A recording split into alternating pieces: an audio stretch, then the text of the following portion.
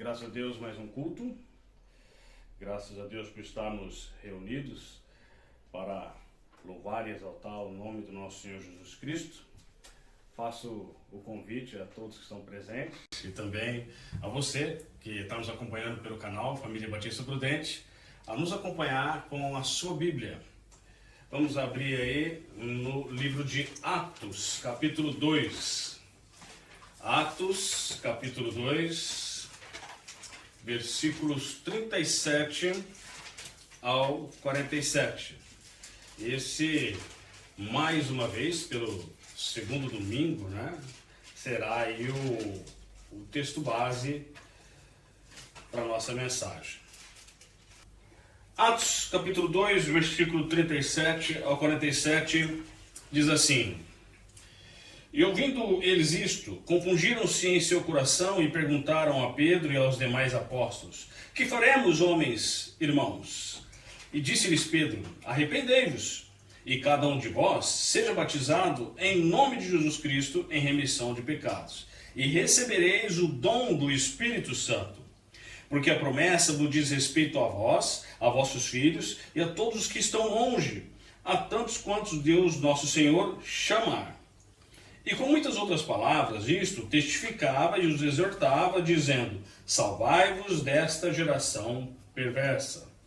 De sorte que foram batizados os que de bom grado receberam a sua palavra, e naquele dia agregaram-se quase 3.000 almas, e perseveravam na doutrina dos apóstolos, e na comunhão, e no partir do pão, e nas orações. E em toda a alma havia temor, e muitas maravilhas e sinais se faziam pelos apóstolos. E todos os que criam estavam juntos, e tinham tudo em comum. E vendiam suas propriedades e bens, e repartiam com todos, segundo cada um havia de mister. E, perseverando unânimes todos os dias no templo, e partindo o pão em casa, comiam juntos, com alegria e singeleza de coração, louvando a Deus e caindo na graça de todo o povo. E todos os dias acrescentava o Senhor à igreja aqueles que se haviam de salvar. Nós vimos na semana passada que dentro do assunto das marcas, relacionado às marcas de Cristo, que é o que nós estamos já há um bom tempo tratando, nós descobrimos, através do dicionário, que um dos significados para a palavra marca é um sinal característico de algo ou de alguém. Um sinal distintivo, aquilo que chama atenção, algo que realmente é marcante, algo que traz ali uma característica própria, tanto de uma pessoa, uma criatura, ou de qualquer coisa da natureza, ou até mesmo de uma empresa, um produto. E se tratando do assunto de igreja, que nós entramos no domingo passado, e vamos finalizar hoje com a graça de Deus, nós estivemos vendo aí já algumas marcas bíblicas que a Bíblia traz, ensinos referente a essas marcas, que essas marcas aparecem nas igrejas de Cristo. Ou, ao menos, deveria cada igreja que se diz verdadeira ter ou demonstrar essas marcas. Então nós vimos que, em primeiro lugar, ela é um lugar de habitação de Deus. Ali, quando nós olhamos para uma determinada igreja, ou para um determinado grupo que se diz igreja, e falamos que ali Deus faz morada. Olha, realmente Deus habita ali naquela igreja. Você passa naquela igreja e você vê, puxa vida, Você faz uma visita, você verdadeiramente não só vê por meio das práticas da doutrina, mas você sente também o calor do amor dos irmãos demonstrado por meio dos ensinos bíblicos, do meio da espiritualidade dos irmãos. a receptividade que você tem ali naquele local. E também o trato que cada um tem uns com os outros e para com as coisas que acontecem. É nítido para o mundo que a Igreja de Cristo, ela deve ser ou tem a responsabilidade de demonstrar que é morada de Deus. É uma habitação espiritual de Deus. A segunda marca que nós vimos é que ela deve ter a marca de ser testemunhante. Ou seja, é uma igreja que dá o testemunho da verdade. Uma igreja que prega a verdade, pratica a verdade. É uma igreja que defende a verdade. E uma igreja de Cristo verdadeira, ela tem a responsabilidade de demonstrar essa marca. Ela não pode ser algo zombado. Alguém fala assim, nossa, mas aquela igreja lá ensina uma coisa que não tem nada a ver. Tal grupo ali ensina ali que se você morrer, mesmo depois de morto, você pode ser batizado. Não, isso aí é motivo de chacota. Ela está ensinando uma mentira. Biblicamente, não há base bíblica para isso. Mas, irmão Fábio, existe alguém que ensina isso? Existe. Existe. E a terceira marca que nós vimos foi que ela deve ser uma igreja que ensina ou faz conhecedora a multiforme sabedoria de Deus. É uma igreja que transmite ou que tem a responsabilidade em transmitir aos seus membros e ao mundo tudo o que se diz respeito à sabedoria de Deus, por meio da Bíblia. Não por meio de filosofias humanas, não por meio de pensamentos de homens famosos ou teólogos, essas coisas parecidas. Porque, como a Bíblia diz, se um teólogo disser algo, você tem que comprovar, ou você tem que ir à luz das Escrituras, como o caso dos bereanos, os irmãos lá da igreja de Bereia, que nós já vimos lá em Atos, faziam quando Paulo pregava. Espera lá, deixa eu ver se é verdade isso que você está falando. Realmente, está escrito na Bíblia. Tem razão. Não está na Bíblia? Opa! Não está na Bíblia, meu querido. Está errado isso que você está falando. Então, uma igreja de Cristo verdadeira, ela tem a responsabilidade de fazer conhecida a sabedoria de Deus, a multiforme sabedoria de Deus. Para isso, a igreja ela não pode estar de mãos dadas com o mundo. Ela não pode estar de mãos dadas com o modismo.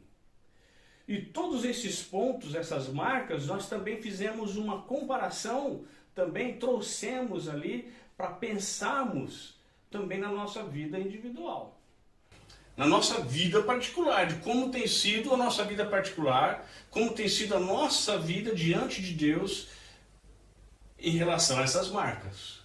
Para uma igreja produzir essas marcas, cada um de seus membros também precisa produzir essas marcas. Amém? Então, hoje nós vamos aí dar continuidade a este assunto e vamos pensar hoje aí sobre as marcas da Igreja de Cristo, parte 2. Vamos orar? Santíssimo Deus e amado Pai, graças te damos, ó Deus, por estarmos reunidos aqui para aprender mais a Tua Palavra.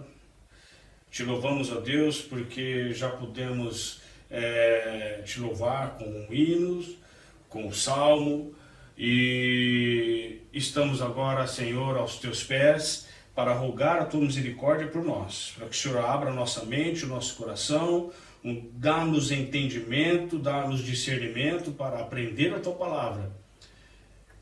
Ajuda-nos, ó Deus, para que possamos também colocar a Tua Palavra em prática e que a nossa vida possa produzir as marcas, Senhor, que Tu queres que venhamos produzir referente à nossa vida espiritual. Se comigo nessa noite, agindo, ó Pai, falando, Senhor, por meio de mim, que eu não fale palavras minhas e ideias minhas, mas que a tua palavra da verdade seja pregada e ensinada nessa noite. Se com todos aqueles que nos acompanham pela internet, em nome de Jesus, amém. Então vamos lá. Quarta marca. A quarta marca que uma igreja verdadeira deve produzir é uma igreja que dá glória, ou que dá uma eterna glória a Deus. Onde que nós podemos ver isso? Efésios, capítulo 3, versículos 20 e 21.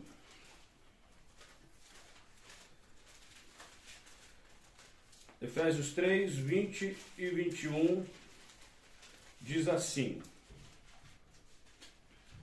Ora, aquele que é poderoso para fazer para fazer tudo, muito mais abundantemente, além daquilo que pedimos e pensamos, segundo o poder que em nós opera. A este quem? Deus. Glória na onde? Glória na onde? Na igreja, por Cristo Jesus, em todas as gerações, para todos sempre. Amém. Todos nós aqui já passamos à frente de alguma igreja, ou de algum grupo religioso, e ouvimos os famosos glória a Deus, né? Já alguns amigos, alguns colegas no trabalho, às vezes brincando, falavam isso também. Quando alguém falava alguma coisa, eu brincava, ou principalmente quando algum colega que era meio preguiçoso no trabalho e ele fazia alguma coisa por completo, alguém chegava e falava, glória a Deus, conseguiu terminar o trabalho, hein? Mas o glória a Deus, ou que a palavra, o apóstolo Paulo está orientando para os irmãos da igreja de Éfeso, não é esse glória a Deus. O verdadeiro glória a Deus só pode ser dado por meio de uma vida de obediência a Deus, uma vida de santidade para com Ele. Vamos dar uma olhada lá em Tiago, capítulo 2, versículo 17.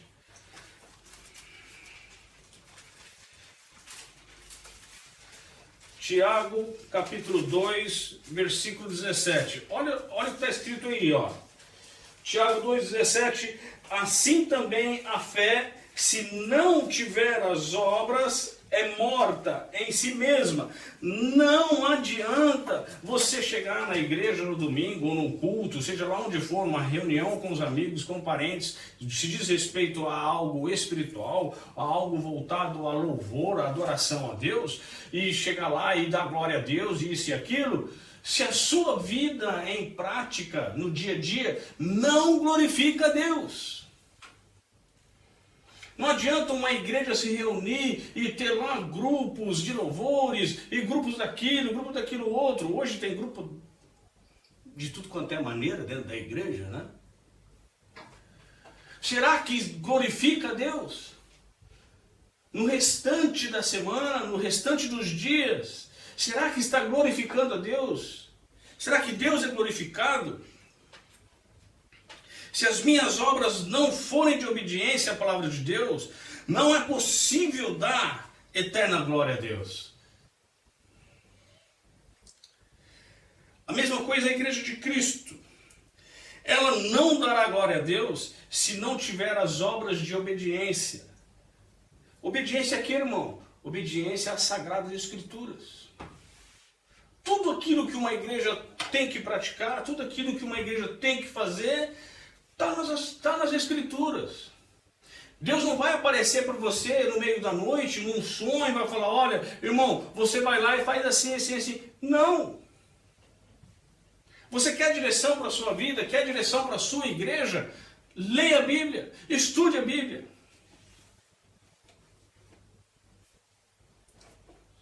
Pratique a Bíblia. Uma igreja de Cristo verdadeira tem a responsabilidade de demonstrar a marca de quem dá glória eterna a Deus.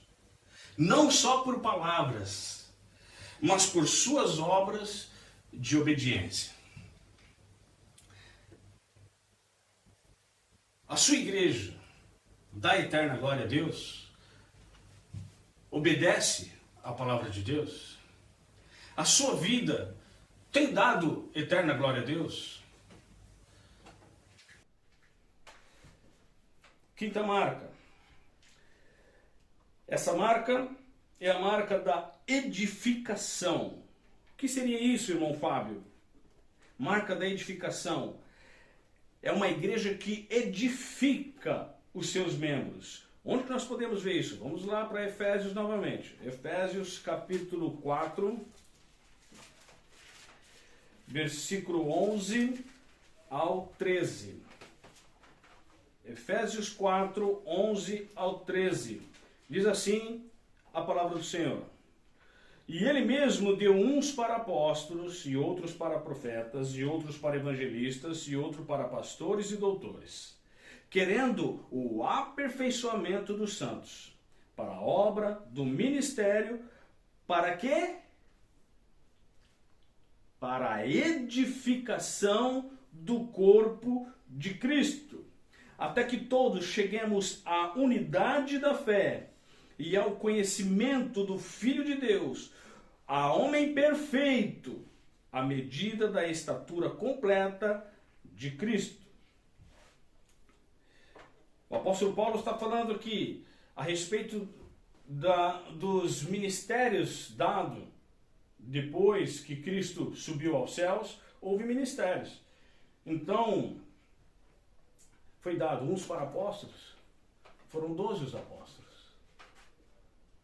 Hoje não existe mais apóstolo.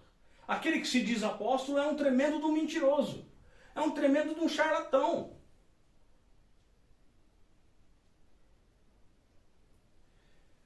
Outros para profetas. A mesma coisa. O fulano, o profeta fulano de tal.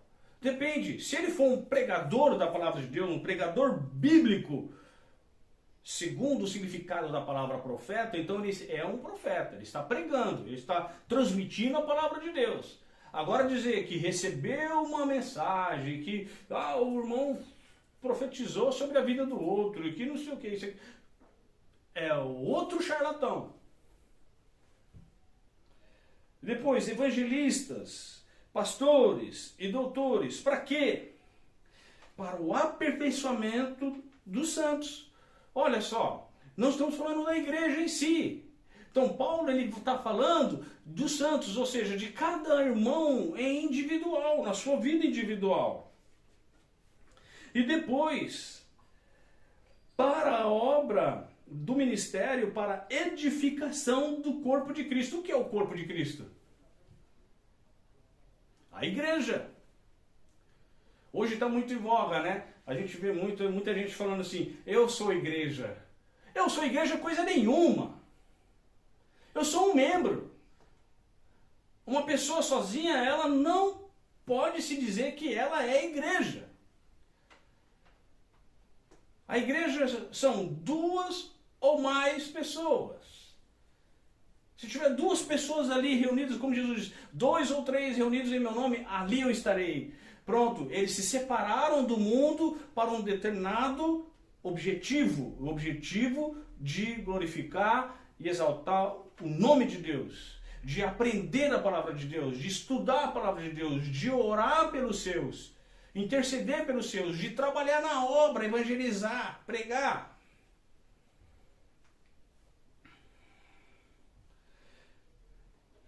Para quê? Até que todos os irmãos, a igreja chegue à unidade da fé e ao conhecimento do Filho de Deus. Aí depois ele volta ao homem singular, a homem perfeito, à medida da estatura completa de Cristo. Irmãos, pregar, ensinar, praticar e viver as doutrinas bíblicas é edificar, é fortalecer e formar seus membros. Então uma igreja bíblica verdadeira, ela edifica seus membros. ela prega, ensina, exorta, pratica para que os irmãos cresçam fortes, sejam edificados, sejam fortificados na palavra de Deus. Lembrando que os irmãos não são super-heróis. Eles não possuem superpoderes e já são fortes, já estão fortificados, já estão edificados.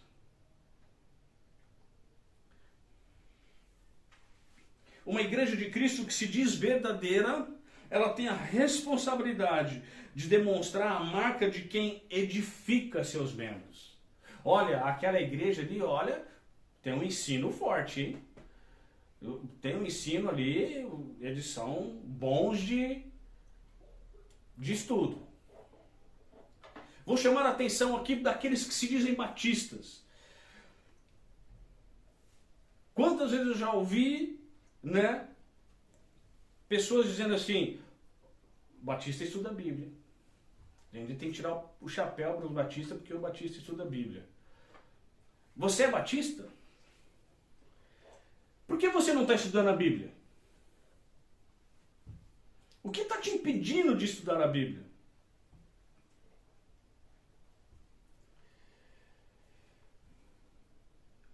Fica uma pergunta para cada um de nós, né? Estamos edificando a nossa vida? A sua igreja, ela tem edificado os seus membros? Sexta marca. Essa marca é uma marca que foi deixada há muito tempo de lado. É a marca da disciplina.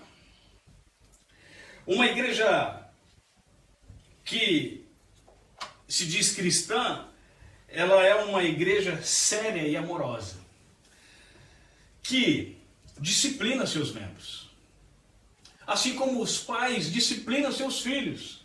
Olha, você vai ser disciplinado por isso, por isso, por isso.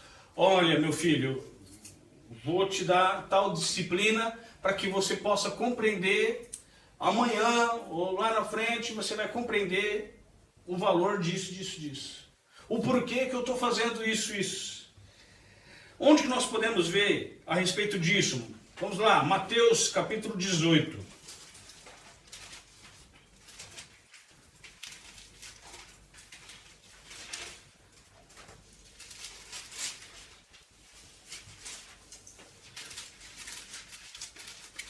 Mateus 18, versículos 15 ao 17. Diz assim, Mateus 18, 15 e 17. Ora, se teu irmão pecar contra ti, vai, repreende-o entre ti e ele só. Se te ouvir, ganhaste o teu irmão. Mas, se não te ouvir, leva ainda contigo um ou dois, para que pela boca de 2 ou 3 testemunhas toda palavra seja confirmada. Versículo 17. E, se não as escutar, dize-o à igreja. E se também não escutar a igreja, considera-o como um gentil e publicano. Nós temos um exemplo lá da igreja de Corinto. A igreja de Corinto teve um problema de pecado público e os irmãos passaram a mão na cabeça daquela situação. Então, o apóstolo Paulo, vendo que aquilo já tinha tomado conta, todo mundo já sabia daquela situação, então já orienta para que seja tomada uma disciplina em relação àquelas pessoas. Mas Jesus aqui em Mateus, ele está falando como deve ser tratada a questão da disciplina na igreja. É errado uma igreja ou já querer tratar do problema de uma vez. Ou um irmão sabe que tem um irmão ali que está com um problema de pecado e ao invés dele mesmo procurar esse irmão, conversar com esse irmão, procurar saber o que está acontecendo e ajudar esse irmão, não. Já leva direto para a igreja e a igreja também já toma uma decisão ou uma posição já de forma estabanada. Não pode. É preciso ter ordem para as coisas. E a disciplina não pode ser exercida no calor da emoção. nem com a raiva e muito menos com um excesso de amor, ou de carinho, de afeto. É preciso ter equilíbrio.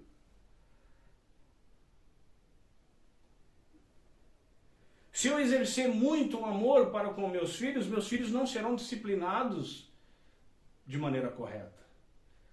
Eu tenho que demonstrar seriedade. Para eles verem que eu estou falando firme, que eu estou sendo sério. Para os filhos, para nós, filhos, eu já passei por isso, sempre achamos que os pais são ruins quando nos disciplinam. Mas a igreja de Corinto teve que disciplinar. Nós devemos tomar muito cuidado também com certos erros. Por exemplo, o hino do cantor cristão, número 381, que tem como título Amor Fraternal, a sua segunda estrofe diz assim: olhar com simpatia os erros de um irmão. Nós não devemos olhar com simpatia, não devemos simpatizar com os erros dos irmãos. Nós devemos olhar com simpatia o arrependimento do irmão. Mas quanto ao erro, nós devemos olhar com tristeza.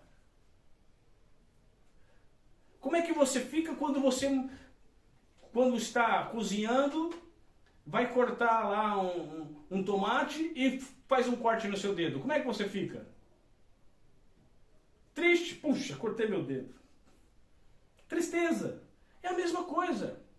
Esse irmão está machucado. Esse irmão precisa ser tratado. Está doente. Você tem que olhar aquele machucado como sendo algo desprezível, algo que não pode ter ali. Então você precisa cuidar desse irmão. Ao mesmo tempo, o nosso olhar tem que ser de reprova, né? Devemos reprovar o pecado do irmão, o erro do irmão, e ao mesmo tempo buscar trazê-lo, curá-lo, ajudá-lo. Infelizmente, nós ouvimos muitos comentários, né? Do tipo, a gente não pode julgar. A gente não pode julgar, tem que deixar. Quem somos nós para julgar, né? Outro tipo de comentário, deixa ele. Ele vai dar conta para Deus um dia. Infelizmente, por pensar dessa maneira e por seguir esses comentários, esses pensamentos, nós vemos que inúmeras igrejas estão doentes, cheias, inchadas, mesmo de pessoas ali em fase de podridão espiritual. Uma igreja de Cristo que se diz verdadeira, ela tem a responsabilidade de não somente demonstrar a marca da disciplina, mas de exercer disciplina. Então eu chamo a atenção aí para a igreja, para a sua igreja. Olhe se não está exercendo a disciplina.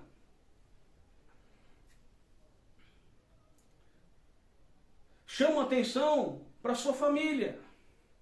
Chama atenção para você em relação à disciplina. Sétima e última marca que uma igreja verdadeira, ou que ao menos se diz verdadeira, de Cristo, deve demonstrar: a marca do evangelismo. Vamos lá, Mateus 28. Estamos aí já no Evangelho de Mateus, só um pouquinho para frente. Mateus, capítulo 28, versículos 18 ao 20, diz assim: E chegando-se Jesus, falou-lhes dizendo: É-me dado todo o poder no céu e na terra.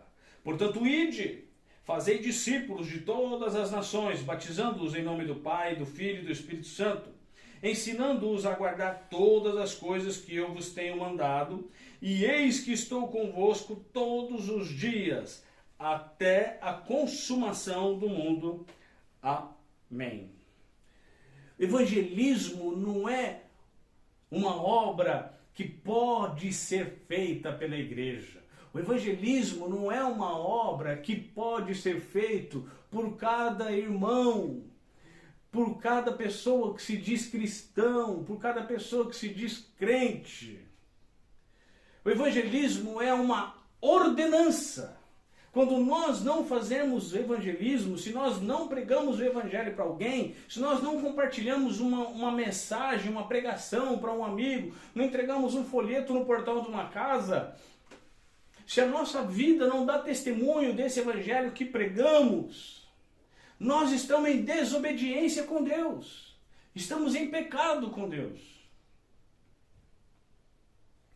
Embora o que eu vejo muito é que tanto há vidas em particular, pessoas no singular, na sua vida particular, estão tão frias quanto a palavra de Deus, estão tão geladas, tão sem graça com as coisas de Deus, que isso vai contaminando outros irmãos, outras pessoas, e vai. Quando vê, aquela igreja é uma igreja que não faz obra nenhuma de evangelismo. Já fazemos o culto uma vez por semana? Tá bom demais. Tá bom assim, já nos reunimos. Ótimo, tá bom. Romanos, vamos dar uma olhada lá. Romanos, capítulo 10. Vamos ver aqui o que o apóstolo Paulo diz aqui aos irmãos da igreja de Roma. Romanos, capítulo 10, versículos 13 ao 15.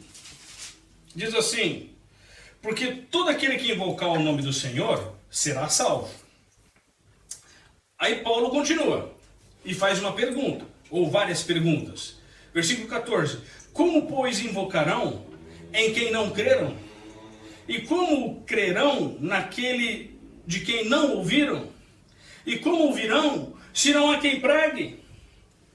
Então vamos dar uma pausa aí. Então, como é que você vai querer que o seu colega de trabalho, que o seu coleguinha de escola, que o seu parente, seu vizinho, seja lá quem for, seu marido, sua esposa, filhos, neto, avô, avó, tio, tia, creem em Cristo se você não prega?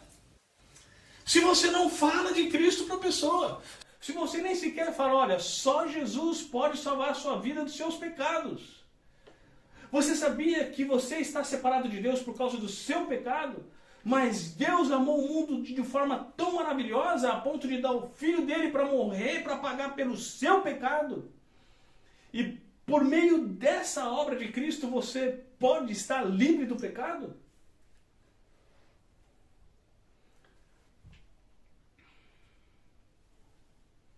Não crerão, porque não há quem pregue. Aí Paulo vai de encontro, com uma outra situação, versículo 15. E como pregarão se não forem enviados? Como está escrito, quão formosos os pés dos que anunciam o evangelho da paz, dos que trazem alegres novas de boas coisas. Então Paulo chama atenção que no versículo 15, podemos trazer aqui a atenção para a igreja. Se a sua igreja não envia pessoas para pregar, mas nós não temos nenhum missionário, não temos condições de manter um missionário. Seja você um missionário no seu bairro. Apoie os irmãos, ensine os irmãos a falar do evangelho. Incentive os irmãos a evangelizar, a convidar pessoas, olha, vamos para o culto domingo que vem. Convide um colega seu da escola, olha, todo dia nós fazemos o culto em tal lugar, assim, assim, assim, assim, temos culto assim, assim, assim, você está convidado, vamos lá para você ouvir um pouco da palavra de Deus.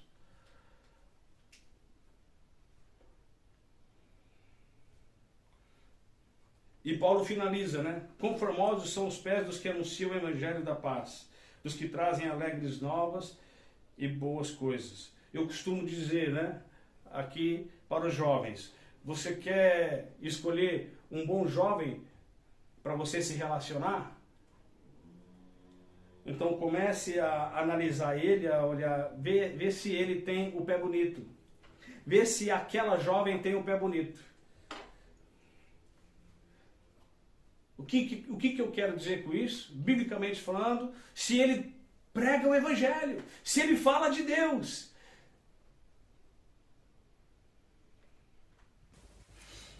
Olha o versículo 17, aqui ainda, do capítulo 10 de Romanos. De sorte que a fé é pelo ouvir, e o ouvir pela palavra de Deus. Se você não pregar a palavra de Deus, a pessoa não vai chegar ao conhecimento de Deus. A fé não vai brotar no coração dessa pessoa. Até então, porque a fé não brota sozinha, por si própria, ela vem pelo ouvir. A pessoa tem que ouvir a palavra de Deus, o Espírito Santo de Deus precisa agir e dar a fé salvadora para aquela vida.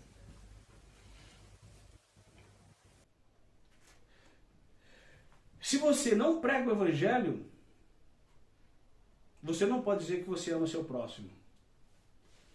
Você não tem desejo de ver o seu próximo salvo.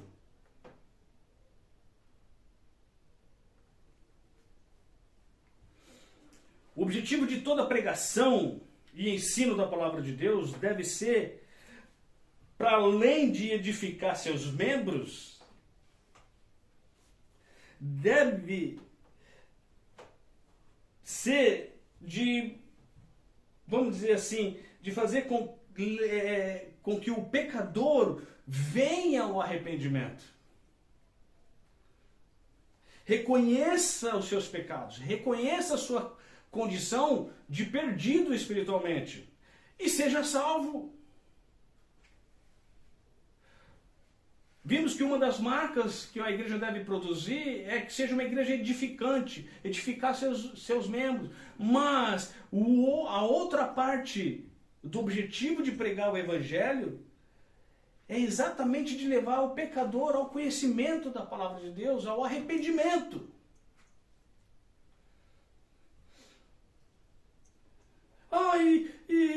Aonde que eu posso pregar? Eu tenho vergonha de ir lá na praça e pregar lá na frente de todo mundo. Você não precisa ir na praça. Você tem vergonha, você não precisa.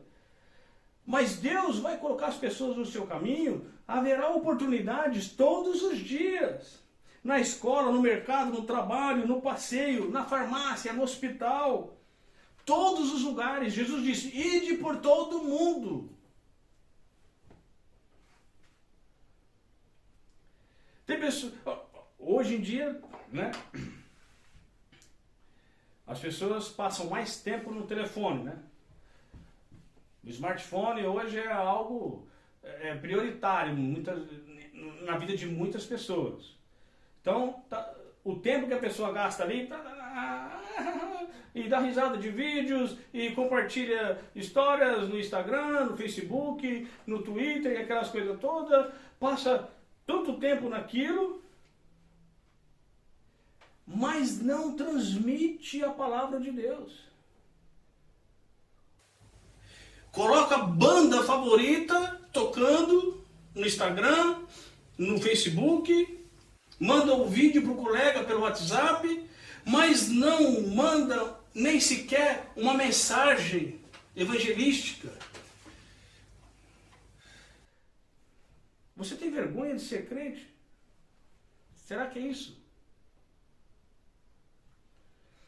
Uma igreja de Cristo que se diz verdadeira tem a responsabilidade de demonstrar a marca da prática do evangelismo.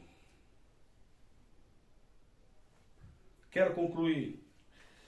Mateus 7. Mateus 7.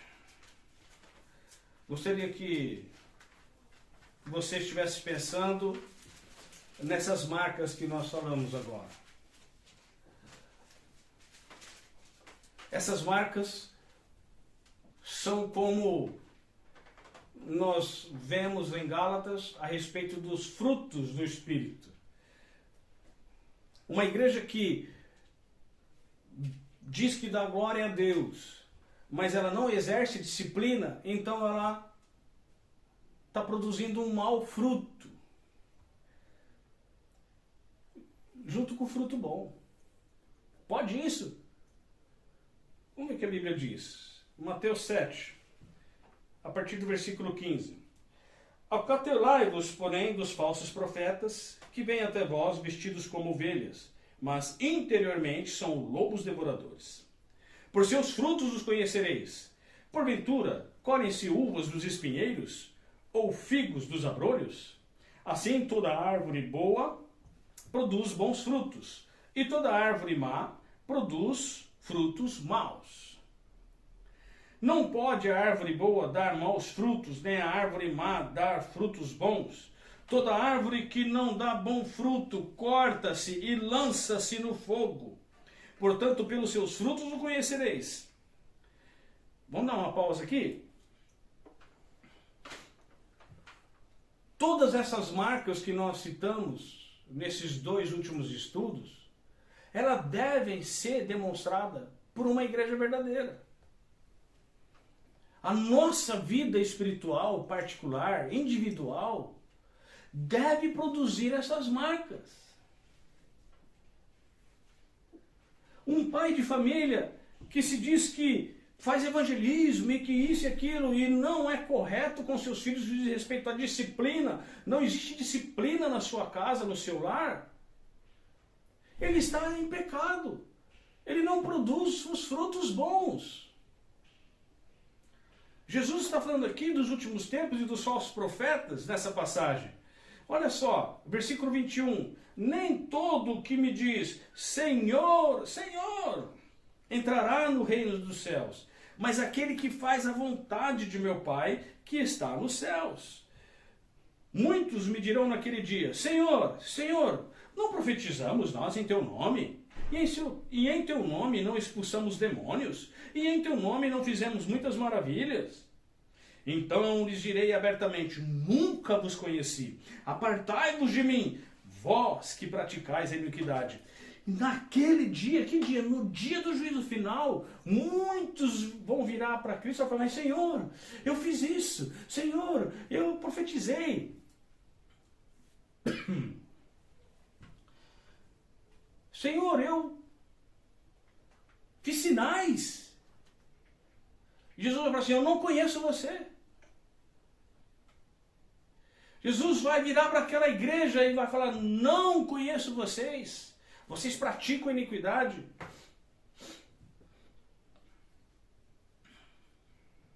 Aquele que ouve e pratica a palavra de Deus,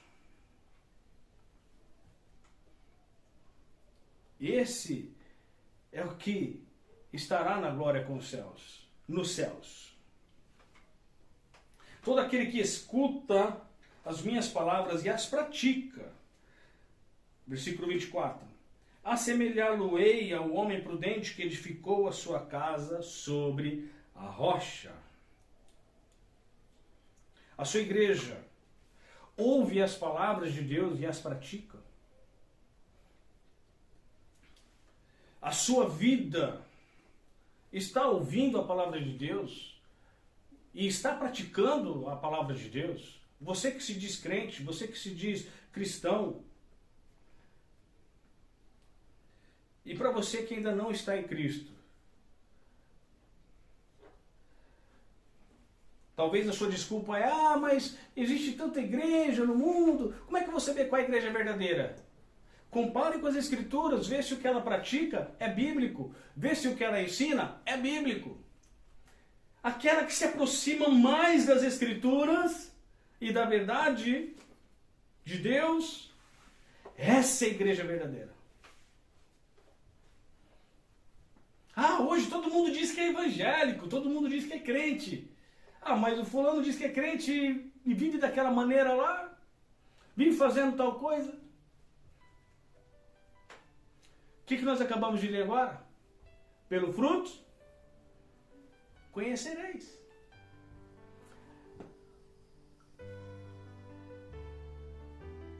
Você quer ser um crente verdadeiro? Somente pela palavra de Deus você vai conseguir. Amém? Vamos orar? Santíssimo Deus e amado Pai, graças te damos, Senhor, pela tua palavra maravilhosa. Gratidão por tudo que o Senhor tem nos ensinado, nos orientado.